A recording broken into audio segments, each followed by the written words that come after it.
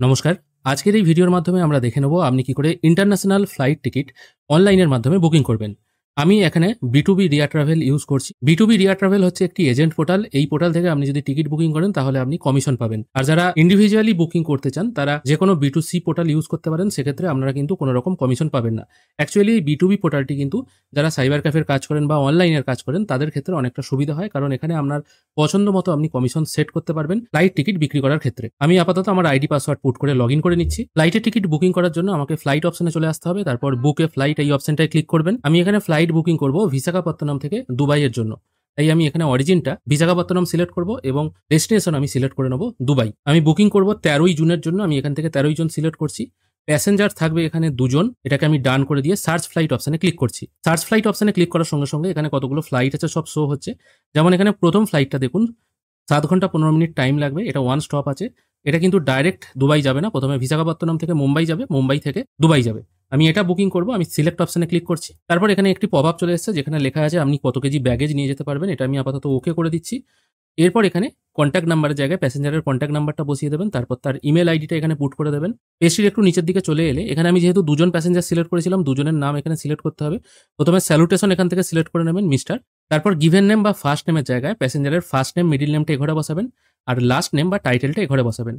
তারপর date of বার্থটা passport অনুযায়ী এখানে বসাবেন, পাসপোর্টে যেটা আছে সেটাই এখানে বসাবেন। তারপর পাসপোর্ট নাম্বারটা এখানে বসাবেন। পাসপোর্ট নাম্বার এই কারণেই লাগছে যেহেতু আপনি ভারতের বাইরে যাচ্ছেন।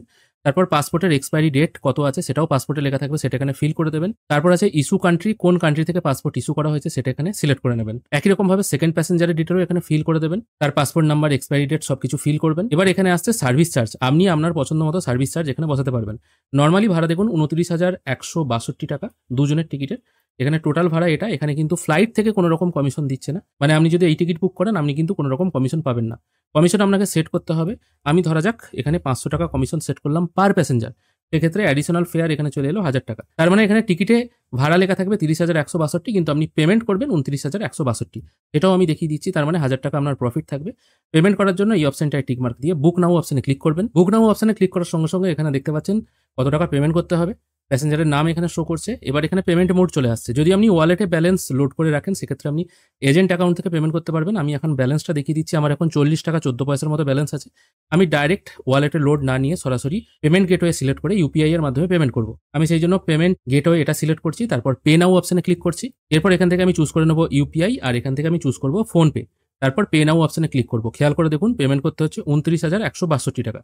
আমি পে নাও অপশনে ক্লিক করছি। পে নাও অপশনে ক্লিক করার সঙ্গে সঙ্গে এখানে দেখতে পাচ্ছেন একটি স্ক্যানার জেনারেট হয়ে গেল। এটা আপনারা আপনাদের ফোনপে বা গুগল পের মাধ্যমে পেমেন্ট করে দিলেই কিন্তু পেমেন্ট প্রসেস কমপ্লিট হয়ে যাবে। 29,162 টাকা পেমেন্ট এখানে কমপ্লিট হয়ে গেল। এরপর কিছুক্ষণ ওয়েট করবেন, কোনো ব্যাক স্পেস বা রিফ্রেশ বাটনে হাত দেবেন না। দেখুন টিকিট বুকিং প্রসেসও কিন্তু এখানে কমপ্লিট হয়ে গেল। টিকিট বুক সাকসেসফুলি মেসেজ চলে এলো। এবার আমি আপনাদের জন্য টিকিটের একদম নিচের দিকে যেখানে ভাড়া লেখা আছে সেটা আমি ডাউনলোড করেছি। এখানে খেয়াল করে দেখুন টোটাল ভাড়া দেখাচ্ছে 30,162 টাকা, এবং আপনি যে চার্জটা এক্সট্রা নিয়েছেন সেটা কিন্তু এখানে টিকিটে এমনভাবে অ্যাডজাস্ট করা হয়েছে যাতে কেউ বুঝতে না পারে। অনেকে হয়তো ভিডিও দেখে বলতে পারেন আপনারা এত টাকা করে বেশি নিচ্ছেন কেন। আপনি যদি B2C পোর্টাল থেকে টিকিট কাটেন না তাহলেও কিন্তু এরকমই চার্জ পড়বে বা এর থেকে বেশি পড়বে। এজেন্ট আইডিতে ভাড়া একটু কম লাগে, যার ফলে B2C পোর্টালের সঙ্গে অ্যাডজাস্ট হয়ে যায় যখন আপনি কমিশন স্ট্রাকচারটা অ্যাড করে দেবেন।